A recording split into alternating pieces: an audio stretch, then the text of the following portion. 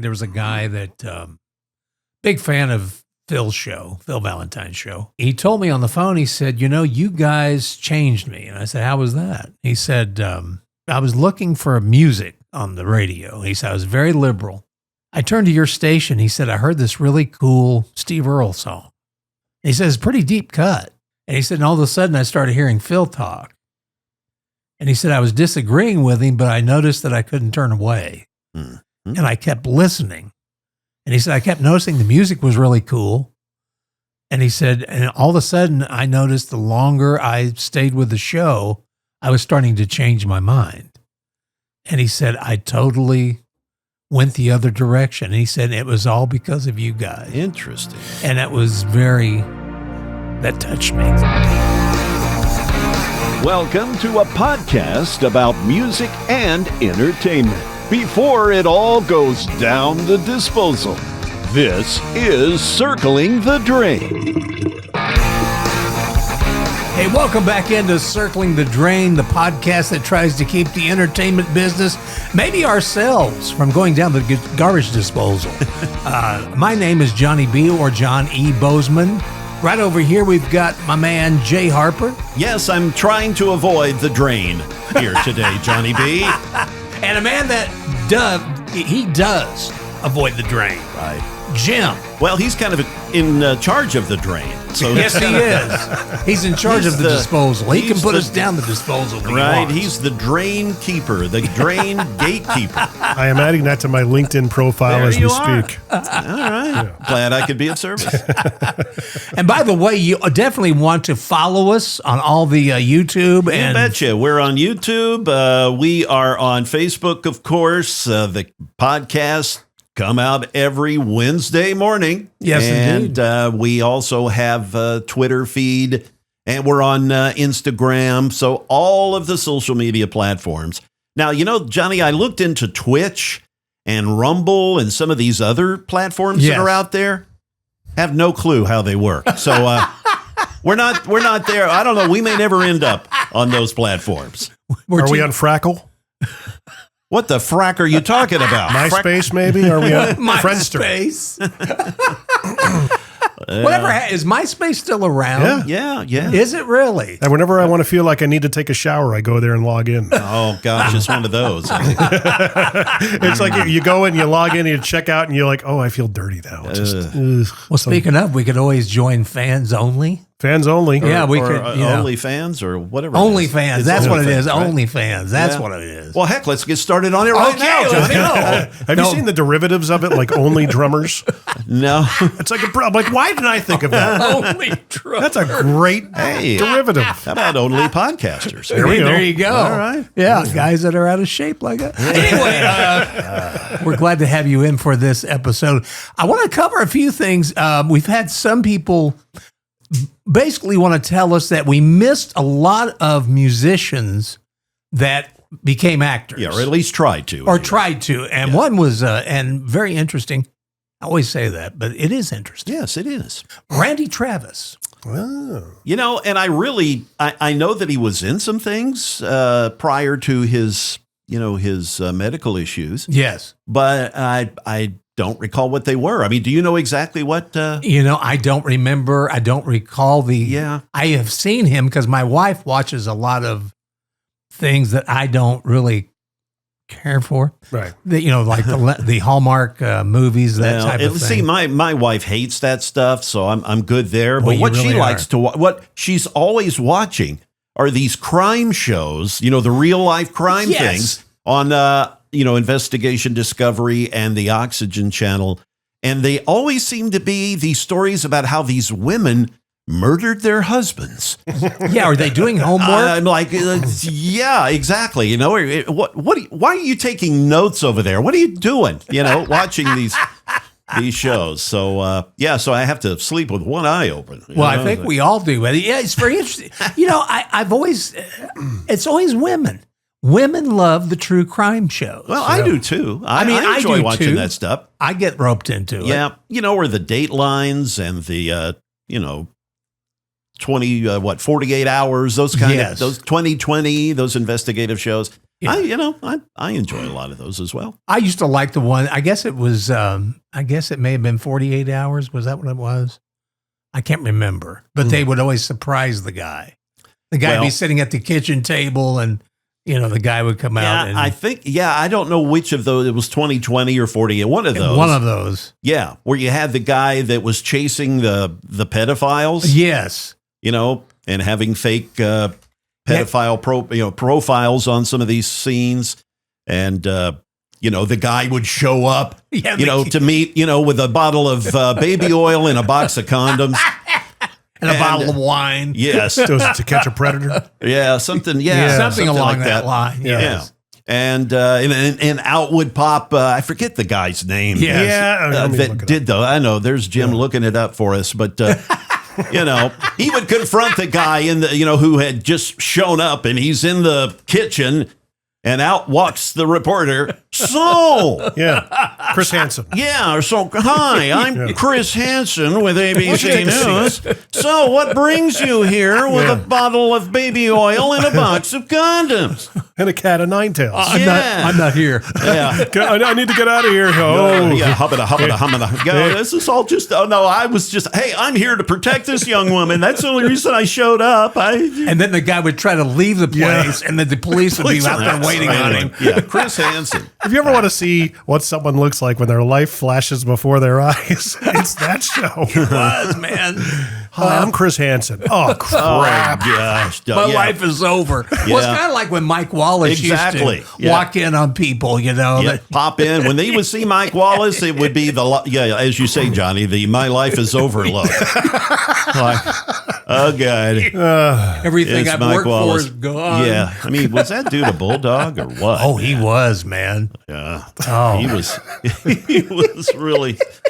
He was really something. And I can imagine, what he would have been like at restaurants or, in terms of like, people that would have to serve that guy. Yeah, you definitely wouldn't want him to give you a review on Yelp. No. You would have to make sure that everything is 100% the way it's supposed to be. But go back to, we also had another person that reminded me that Travis Tritt. Yeah. Country singer. Very good singer, by the way. Not a bad actor. Yes, he was in some Western theme Yes, stuff, he was. right? And he also played I don't know what show it was on, but he played this doctor that was really demented. And he was really good at it. So that was Dr. Demento. Yeah. Oh, okay. I didn't know that Travis. You didn't know that Travis did that on the side. Demento. Boy, when I was a little kid, man, that was the cool radio show that to was listen the to. cool radio show. Dr. Demento. And we've talked about Uncle Greasy, Greaseman. He was at the Big Ape, WAPE. And what a doodle, everyone. Yeah, very. The Gleesa diddly-da. Gleesa. That's old school right there. Well, that is old school. That's old school radio right there. But Johnny, we love those comments that we get. Yeah, we do. For things that maybe we missed or, suggestions like, hey, Johnny and Jay and Jim, your conversation reminded me of X. Why don't you talk about that? Hey, we want to hear that stuff. Yes, we do. We respond to you. And I also want to respond to some folks that have come up to me. I've not seen this on social media, but I get it in person. They'll go, why aren't you talking about politics, Johnny? Yeah. Why aren't you talking Why aren't you talking politics, boy? Well, frankly, I did it for so long that I kind of got burnt out on it. Oh, and it's easy to get burned out on it. And, it is such a divisive subject. I mean, it is. Johnny and I have, we discuss what we wish to talk about. And before this Circling the Drain podcast came to fruition, right, Johnny and I had meetings, discussions about what should we talk about. And we ultimately determined, there are so many sources for the political debate out there.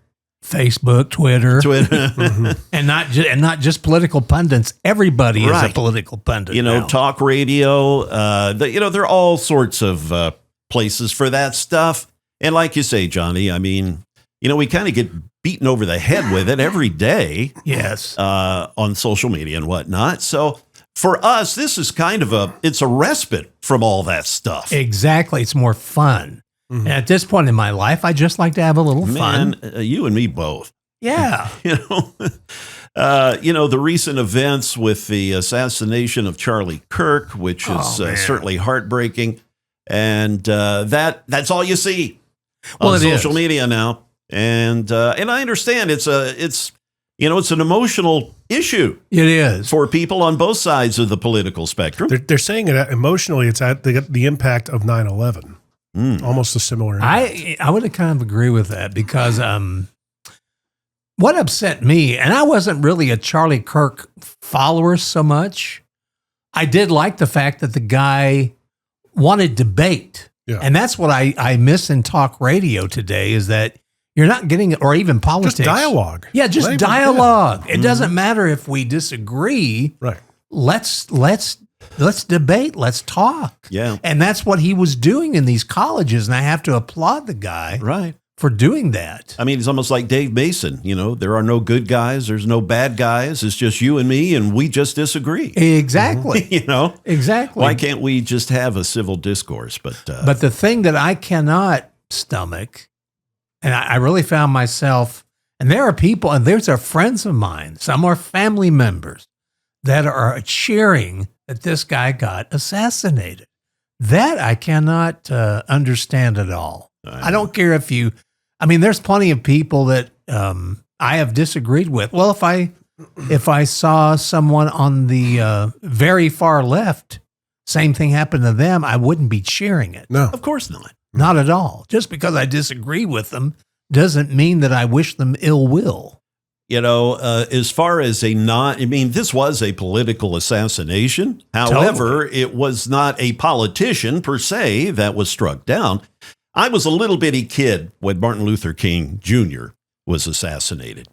I was like 8 years old or something. And I remember hearing the news about it, but, I was a little kid. And of course, no social media. So, you didn't get all of this vitriol for the public to consume about that issue. But I can only imagine that this is probably pretty similar event in terms of, one side of the political spectrum being outraged.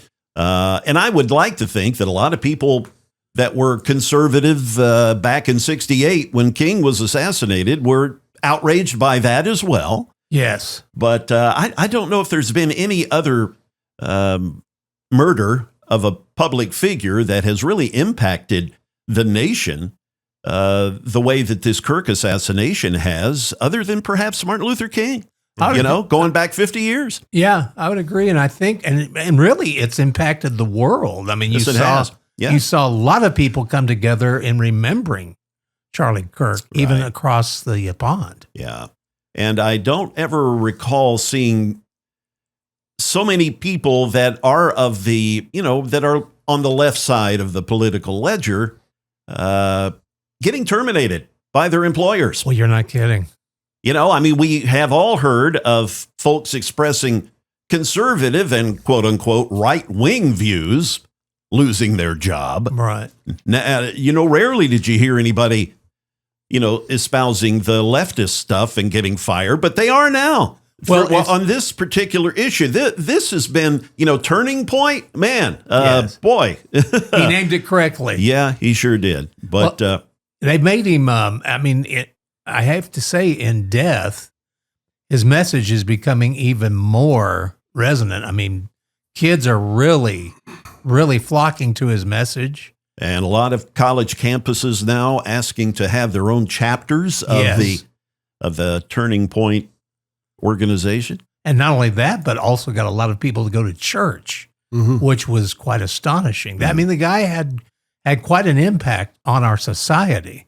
And, either people that were pro or anti Charlie Kirk, I never find anybody really in the middle when it comes to him. There's a few, but he had quite an impact on people. He was to speak at the World Outreach Church in Murfreesboro. Yes, he was. Here in the near future. It makes you wonder if, will this curtail conservatives from getting out and speaking in large groups like this? I don't think so. I think what needs to happen is there needs to be better security. Because what I saw from his appearance was, I thought, man, there's not much. Why don't they sweep the rooftops of these places? I don't know what it You is know? about, lately, but it just seems like they don't really check rooftops anymore. I think he had his own security detail. Yeah, he did. Yeah. But I think I would have had something a little more. Yeah. And I'm Up. sure the man probably had all kinds of death threats all the time. You're getting a word from a lot of conservative lawmakers now. Nancy Mace comes to mind, Yes. the congresswoman from who I used to know when I was working the Citadel sports stuff, because she's the first female Citadel graduate. Yeah.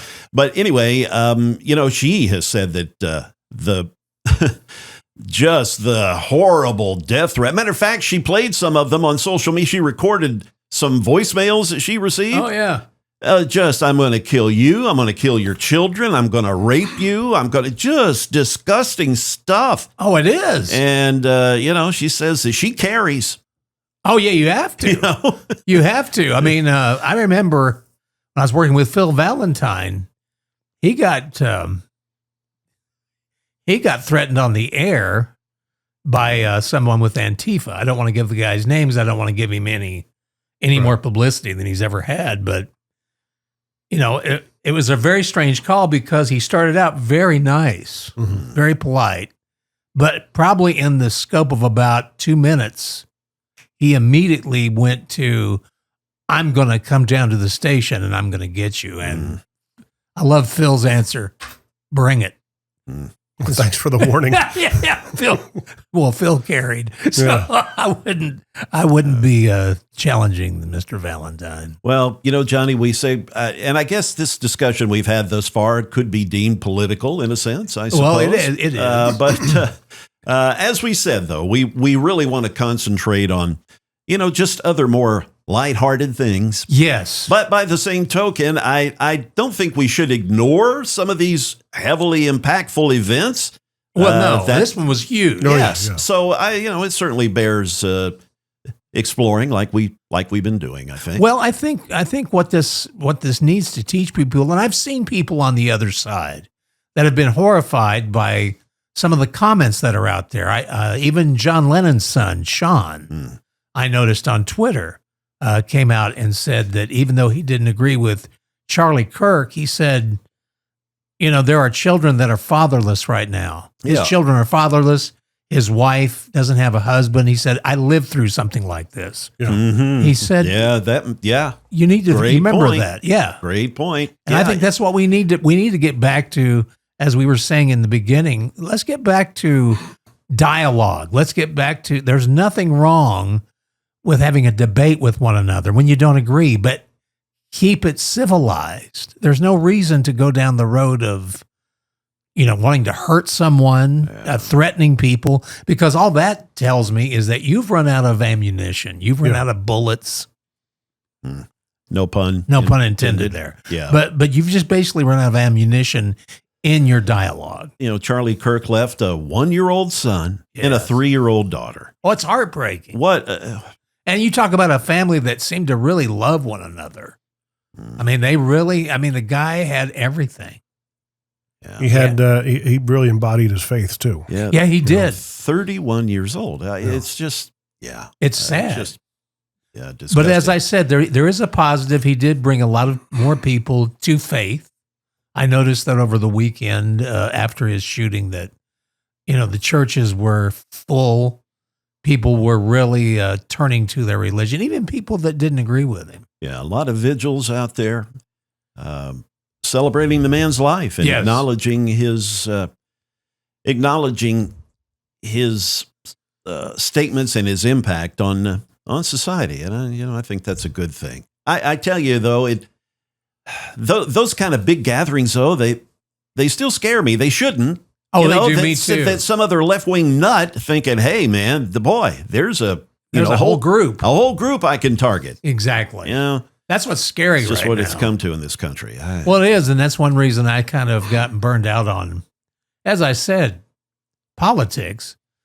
I mean, I loved working in talk radio, and it was a lot of fun for a while, but it started not to be because I noticed that everything was starting to get a little more, there was more static. There was more violence. Yeah. And there wasn't debate anymore. It was people calling each other names, screaming at one another. I can't go for that. I'm with you.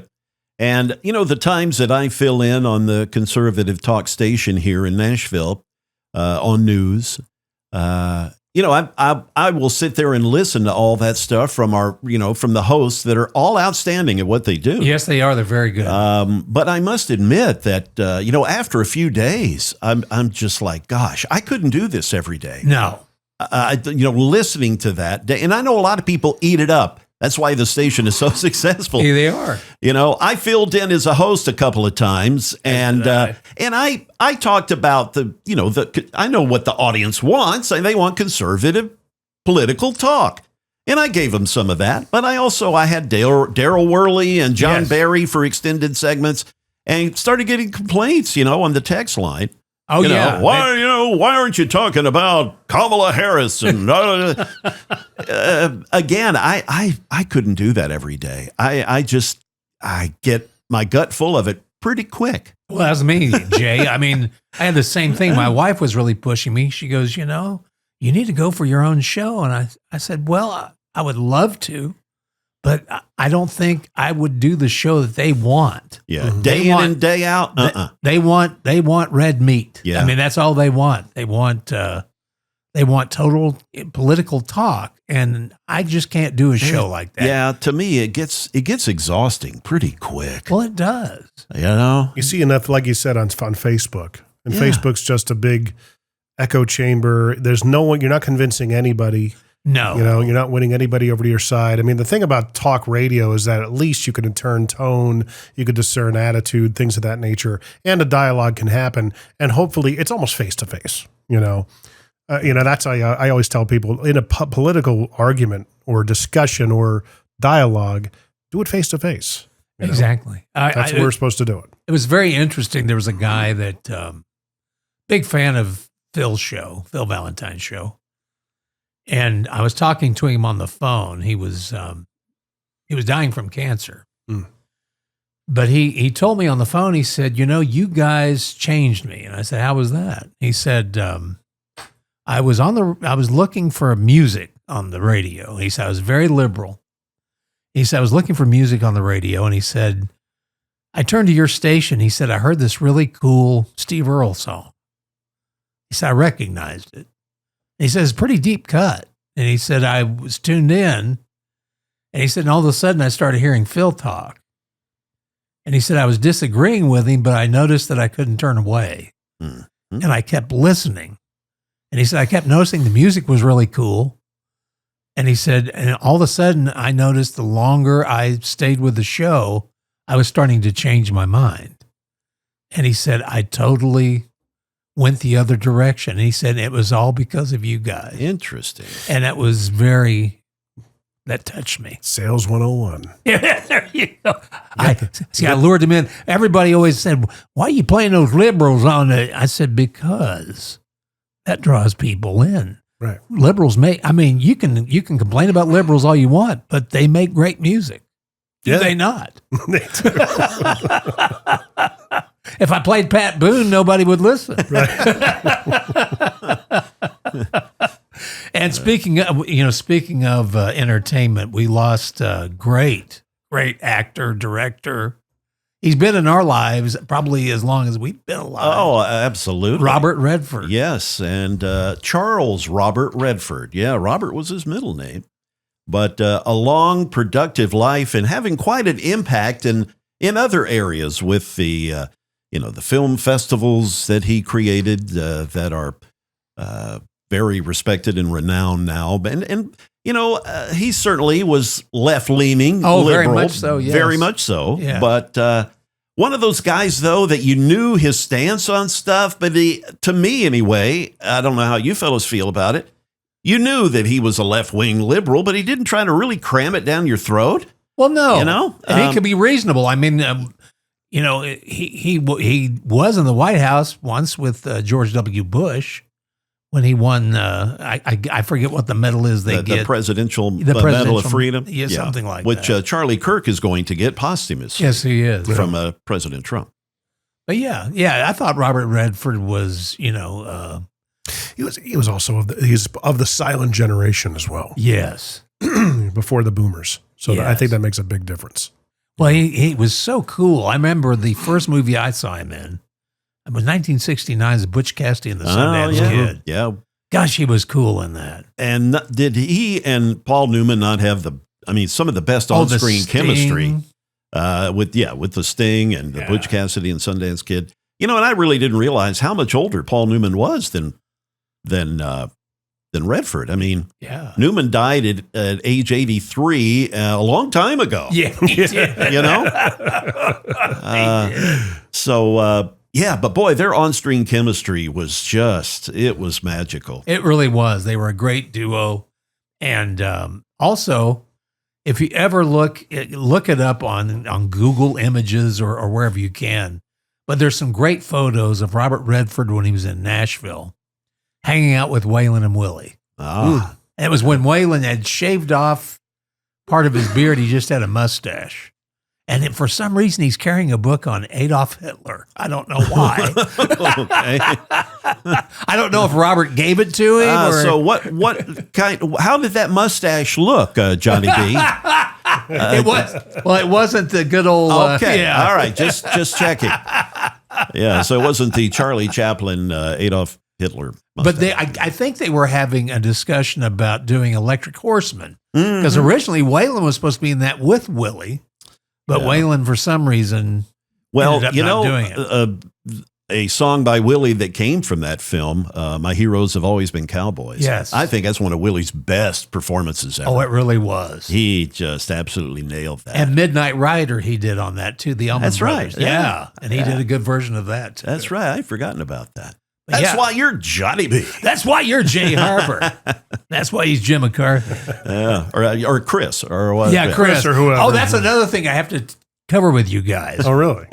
Let's get into some personal stuff here because my sister, which it really touched my heart. My oldest sister called me to tell me how much she's enjoying this podcast. Oh, great.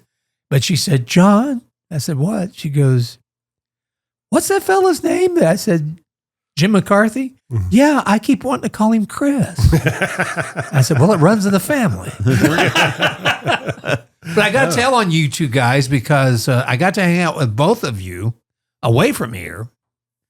One was at the opening of the podcast studio. The E-Spaces, yeah. Yeah. Mm-hmm. And Jim invited both of us, but Jay couldn't make it. Joe Biden here. Jay couldn't make that one. But you would have loved it, Jay, because they were giving away guitars at this thing. They gave away 3 guitars. And I thought to myself, my wife put her card in there. I bet anything, I'm thinking this to myself, I bet anything she's going to win one. You willed it into existence. I did. Yeah. And when they announced the last one, she won it. Mm-hmm. And you should have seen her. I couldn't touch it. I said, honey, do you want me to hold that for you? No. No. But yeah, she won the guitar, and it's now in her. Yeah, you had sent me a photo. I think maybe even you posted that on social media. A photo of your wife just beaming, and and looking totally oblivious to you. And you guys weren't there. Yeah, none of us existed. That guitar was all that. But that was a fun get together. I appreciated you inviting us. Of course, that. Yeah, they were great, and we got to have those guys on too. Yeah. We're trying to figure it out because they all 4 of them want to be on, and I'm like, well that'd be kind of we're going to have to do it at your place then. Because, exactly. It'd be tough to sit everybody around this table and only accommodate so many people. People be sitting on laps. Yeah. That might start rumors. So, have you gotten any other comments from family members on the podcast? I have not. That's been the only family member that has. I tell you, my wife is loving it. She is just thinking it's so much fun, which. I'm glad she feels that way. And she's, and Jim, perhaps you're the same way. I think a lot of husbands are, when your wife kind of approves of things, it feels good. Yeah. It's like, well, maybe I'm not the bumbling idiot she thinks I am most of the time. So it's like, part of something that she likes. How about that? When you're part of something cool and you happen to go to bed at night, it's kind of like all of a sudden you hear this in the background. That's right. Yeah, baby. We have, I'm on a podcast now. That's right. Baby. You want to circle the drain with me, baby? Yeah. Yes. Let's go right down the drain. Did somebody order a pizza? Yeah. Here's your pizza. Yeah. Want a pepperoni with that, didn't you? Anyway, also a little Italian sausage. Ooh. Well, before things get, my wife does like the podcast as well. In fact, she's constantly turning people on to. She'll tell them how to get there and all that. My wife has done that too. And I must say this, Johnny. Yes. You know, and we keep saying we're going to do this, and we will. We're going to get the four of us, and perhaps Jim and his wife as well. Yeah. Get all of us together for a dinner or something. We need to, because I got to meet Jim's wife. Yeah. I got to meet Jim's wife at the get-together in Brentwood, where Glenna won the guitar. Well, she's great. My wife, again, she hasn't met you in person yet, but she said, that Johnny, he's adorable. She thinks you're adorable. Wow. Johnny. There you go. And let me tell you, that's you have passed some tough muster there, pal. Even my wife doesn't say that. She doesn't call me adorable. Courtney has said that not adorable, but she instantly liked you, which says a lot. She's a hugely discerning person. Well, I really liked her. Yeah. You have a great wife. Thank you. And one of the things that I'm going to give to you guys is this really works. This is great marketing. Oh, I like that. Ask me about my podcast. That is cool. People will ask you. And it's like I gave it to my wife, and she's like, "What do I say?" I'm like, really? All you got to do, we'll school you in that. Yeah. Yeah. What's the answer? I'm like, send them to the site on the back, and everything's right there. So Well, I do have another family member. I should. He's actually a surgeon up in New Jersey. On my wife's side. He's an in-law, but this guy just loves the podcast, and his wife loves it more so. So yeah, they're That's big because fans. you're adorable, John. I'm adorable. Yeah, that's debatable. But anyway, with Jay, I got to hang out at the big Music City Grand Prix over at the Nashville Speedway. Indy car race. Man, that was cool. Was that cool or what? But I got to tell you, Jay, I got to tell this story because really, guys, we got in the wrong business. We got into broadcasting thinking we're going to get girls. We got girls, all right, but you should see, I couldn't believe he took me down to the pit. And all I saw were these young blonde girls wearing belly shirts and very short shorts with cowboy boots. Either that or those, the leggings that hug every The inch. Lululemons. Yes. Yes. Those things. With the va-va-voom on the side. Yes. That are like $200 a pair. Yeah. But anyway, we're going up to the big number one racer. What was his name? Alex Palou. He is a Spaniard, but he well, is no wonder he was getting so many. Yes, he's the IndyCar champion for like the 4th year in a row or something like that. All you had around this guy were these girls I was talking about. All these blondes with the short shorts and the belly shirts and the cowboy boots. One hot-looking Latino girl posing with him, getting a selfie. And who comes in right behind her to get a selfie?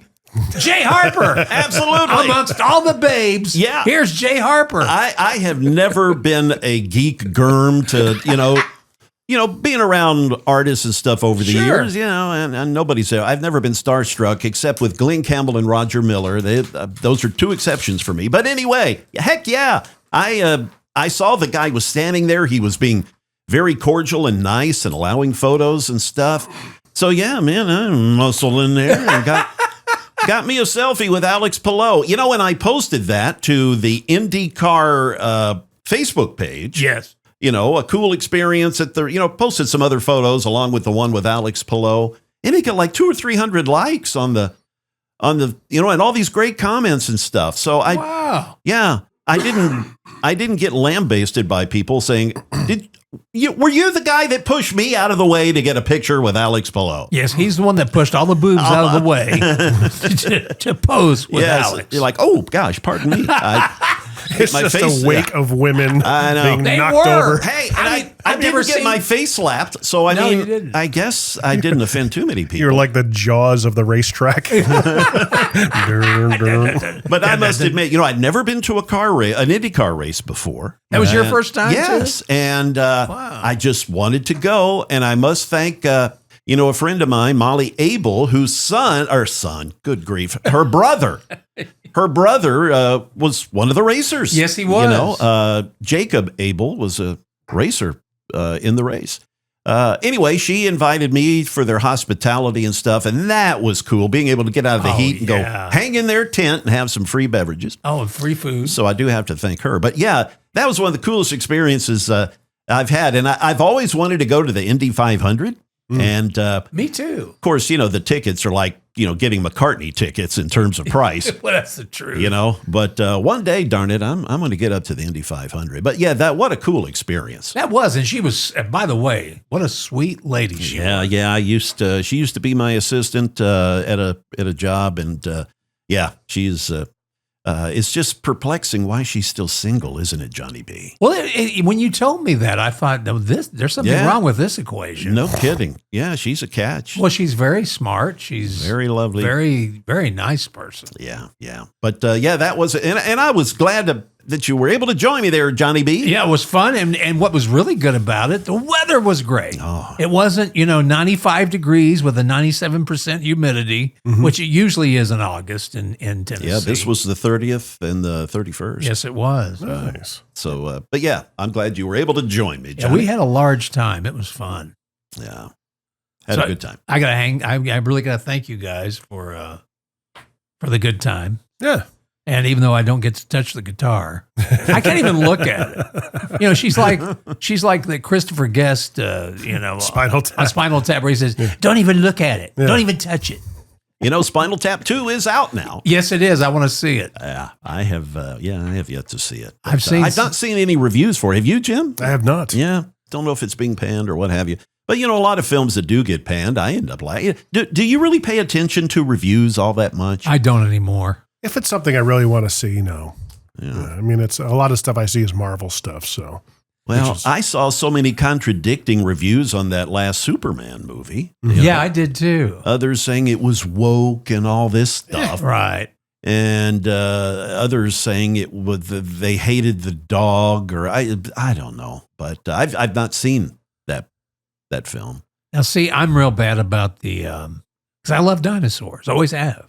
Ever since I was a child. Yeah, me too. And I want to see the new Jurassic World. I'm one of those geeks, that wants to see it. that's your thing, man. Run for it. It Go is. with it. Yeah. I am. I want It's to like see. me with the Marvel stuff. I had no idea I'd be that into it at this age. Oh, that's me. Yeah. I'm that way too with Batman. I love Batman. Mm-hmm. Always have. Who was your favorite actor portraying Batman thus Boy, far? That's a good question. I think I did like Christian Bale, but I actually liked Michael Keaton the best, I think. Ben Affleck did a good job.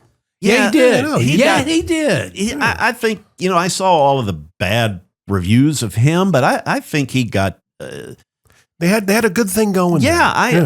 I think that was unfair of I do too. of Affleck's criticism, but I like Val Kilmer. I know my wife really liked Val Kilmer in that. She constantly remained. She thought he was adorable. Yeah. Johnny, if you put on those leather pants that Val Kilmer wore in Batman, I don't think it'd be the same effect. Jay. see, that's what my wife always reminds me of when that film comes up. Was Val Kilmer in the his the leather his pants. butt in the leather pants? Yeah, because they made a big close up of that. Yeah, exactly. Yeah. I'm surprised she hasn't had that lifted from the film and make a big poster out of casting. it. Yeah, put it on the wall or something. Yeah, she is so enamored with that. Well, I think the cameraman on the first Jurassic Park was enamored with Laura Dern's rear end. Because if you ever watch that movie, it was like, okay, there's another shot of Laura walking with her shorts. It was like the cameraman is really into Laura. wasn't horrible. I think that was a Spielberg decision because I think he did the same thing with Kate Capshaw. in the second in Raiders movie. Yes. Who he ended up marrying. He'll be married. So- That's right. Yeah. Right. And of course, Amy Irving, I guess he was. Oh, she was very attractive. Yeah. She and was he in a married Willie to her. Nelson movie that He's married to her, Honeysuckle Rose. That's right. And I, even though Willie wasn't a great actor, I did like that movie. Did you guys see the re-release of Jaws? We went and saw it. In the Did you? theater. No, Yeah. no. I did not. I had to. You just had it was a It's the most perfect movie ever made. that was a great movie. Yeah. Yeah, it certainly, and I've seen it, perhaps you fellas have as well, since it's the 50th anniversary year of that film, there have been some of these documentaries out there on the making of it, making of Jaws, and Spielberg, his interviews in the documentaries, he said, I thought my career was over. Yeah. That film was such a disaster in terms of it being over budget and taking so long, and the shark wouldn't the damn work. shark wouldn't work, and a variety of other issues. And he said he literally, not figuratively, but literally, almost had a nervous breakdown over it all during the making of that film. Wow. And he swore he would never work again, that his name was going to be mud in Hollywood with the producers and whatnot, film studio heads and so forth. Boy, did he get that wrong. Boy, he sure did. He owns it now. What was really bizarre, I was in Georgia one time. Tell this story. I was at a gas station. I think it was around Noonan, Georgia, where I think Alan Jackson came from. But I was at this gas station, and this woman comes up. She goes, "Can I ask you a question?" I said, "Yes, ma'am." "Are you Steven Spielberg?" Why, yes, I am. I did that. Yes, I am. Funny you should say. I'm going to shoot a movie down here. I can remember seeing, when I saw Jaws for the first time, it was at a theater in New Orleans, down on Canal Street, the Joy Theater, one of those grand old theaters from way back when. Yeah. Don't know if the Joy is still operable or what, but anyway, this is 1975. I remember going to see the film there. And as we were walking out of the film, there was a teenage girl, I'm assuming with her boyfriend. They are walking out, and she had a huge urine stain on the back of her pants. This girl had wet herself seeing that film. The only part of Jaws that kind of spooked me a little bit is when Richard Dreyfuss is swimming, in the scuba gear, and they're investigating a boat that was just Ben Gardner's boat. Abandoned, right? And, when he came up to the hole in the boat and that head popped out of there, that did make me jump. That made me jump. And also the scene with Roy Scheider when he's chumming chumming the blood and the right before the line of all lines. Yeah. And then the head comes out of the water. That kind of took me. Well, and the reaction from Scheider was so perfect. I don't know how many times they filmed that scene. How he snaps up. Yeah. When he snaps up. And one of the greatest lines ever, which I've heard conflicting stories. I mean, I know, Jim, you guys are both kind of film buffs. I've heard stories that "we're going to need a bigger boat" was an ad lib. It was improvised. On the part of Scheider. So if that's the case, man. Perfect. Yeah, he should have trademarked that phrase, and kind of like Pat Riley. Kind of like Pat Riley's done with the term three-peat. Yes. He's got the trademark on that. Yeah, Roy Scheider should have trademarked, "you're going to need a bigger boat." It's funny you mentioned the challenges they had in that movie were what made the movie so great. Because of the shark breaking down, like all the scenes that Spielberg wanted to show the monster but couldn't. So he had to rely on, I believe he was a huge fan of Hitchcock. And Hitchcock was always a big proponent of not revealing the monster until the right time. So you could only see the effects of the monster. You couldn't see the monster. Like the beginning of the movie where she's getting pulled around, it's terrifying because it is. You're in the water. The camera angles of being at water level and like how you could hear the water go into your ears and above, like that kind of effect. That's the genius of that movie. Yes. As the fact that it didn't work, but it made the movie so good. Oh yeah. And God. we can't talk about the greatness of that film without talking about John Williams' music. Oh, was that not? And of course, I think he is the greatest film score. I mean, there's some other good ones out there. Yes, there are. Like Tony Conti and some others, but Danny Elfman. Silvestri. yeah. But that music did that not set the tone Oh, it for that did. film? It did. I mean, it's hard to imagine Jaws without it. No, and you can't. And the actors they got. Mm-hmm. I mean, Richard Dreyfuss, how Shaw. perfect. Yeah, Robert Shaw was the one that really stole it from Oh, me. yeah. My God, I love that scene where when they're talking about getting the shark, and he takes his fingers and scrapes them on it. Not only that, he drew a picture of the shark on the chalkboard with Yes. the little boy in the shark's mouth. Yes. It's like, dude, that's some cojones. It's like, dang, dude, that is cold. Yeah, I'll get you, shark. The head and the tail, The whole damn thing. Yeah. Well, you know, I value my supposedly life a lot more than that, Chief. Robert Shaw was a renowned alcoholic and Yes, he was. drunk for many days of filming, and they had to delay things to get him sober. You know, the speech about the Indianapolis when they're all sitting there in the Yes. boat, kind of bonding, if you will, Yeah. in the scene. That's a great scene. Supposedly, they tried filming that, and he was sloshed. And they just said cut, and they just stopped.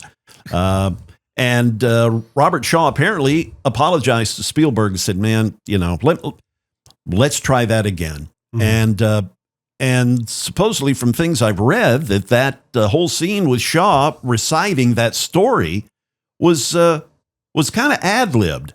That's what I heard as well. You know, that he didn't follow the script, that he just kind of went free form with it. And one of the more impactful scenes of the film, Oh, it was. especially when you realize that Richard Dreyfuss, who didn't care for his character, didn't care for the guy, for Quint. Yeah. But you see sympathy and some respect come Reverence. into his eyes when he realized that, like, This guy's seen some things. Yes. the Dreyfuss character says, "You were on the Indianapolis?" Yes. And Scheider's character is like, what "Why? happened?" What's that?" And then Shaw goes into the story. But yeah. you're right, Jim. I mean, a perfect film in so many ways. Oh, yeah. Great performances, great script. The Peter Benchley novel that was a huge hit that became a film. So there was a lot of hype about the film because the book was so popular. Right. And it's so different from the book.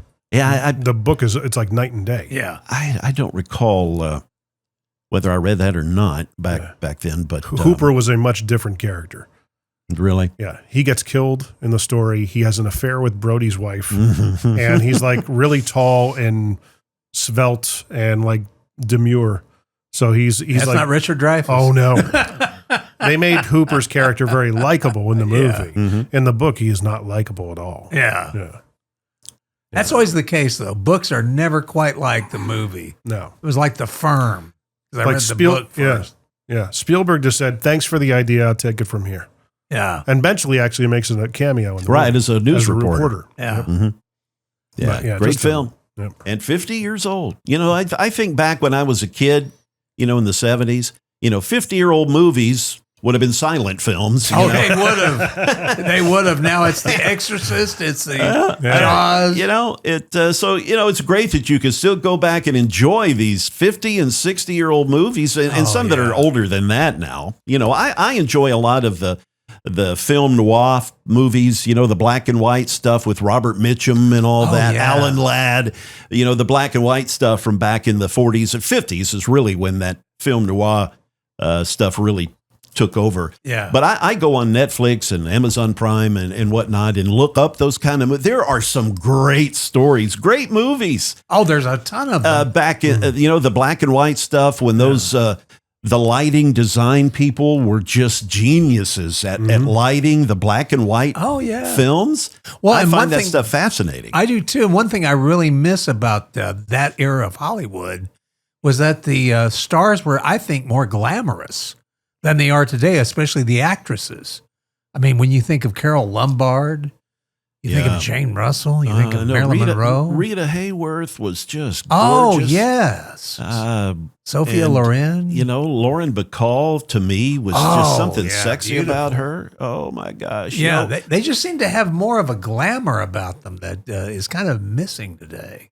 well, that, you know, let's face it, that was back in a time when there was no debate about what a woman was, as that's opposed to true. now.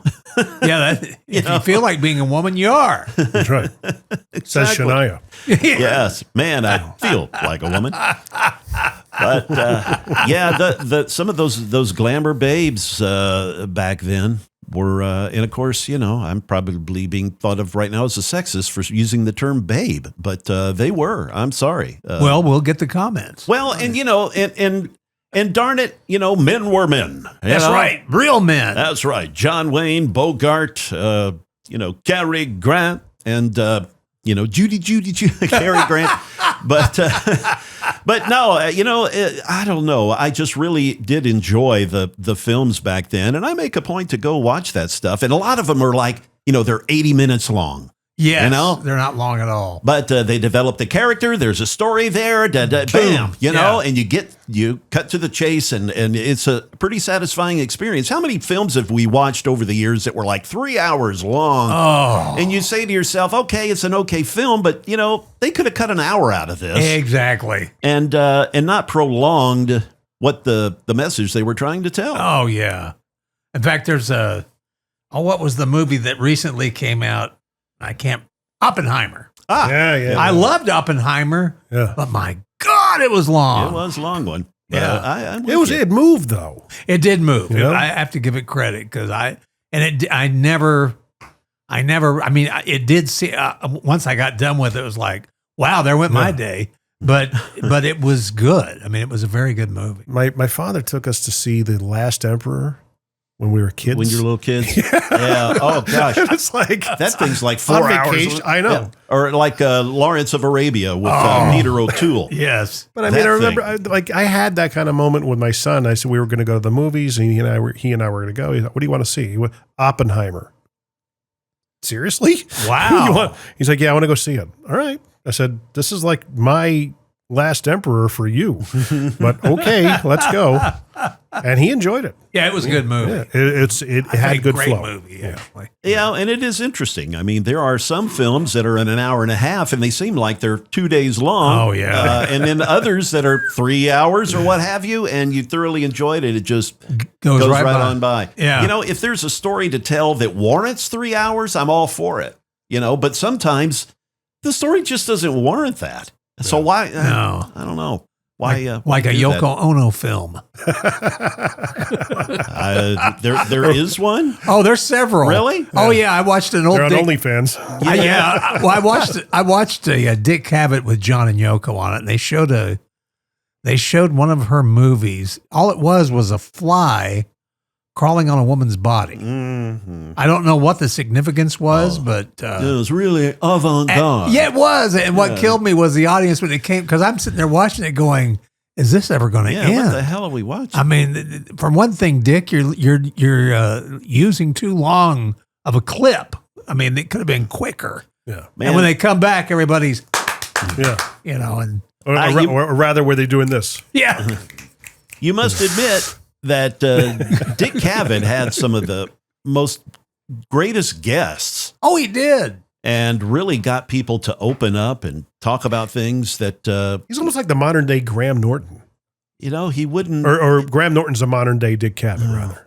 you know, it wasn't like, you know, Carson, you know, whom I loved. I thought Carson He was was great. great. But, you know, people came on that show and they talked about their movie. Right. But with Dick Cavett, you know, Robert Mitchum had like a full hour or something with Dick Cavett, and it was the most revealing interview. First of all, he didn't want to be there.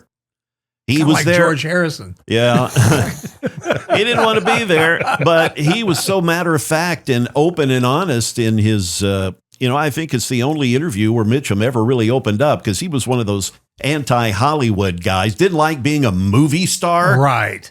you know, and Cavett would ask him, "So, you know, you get into your story and become the character."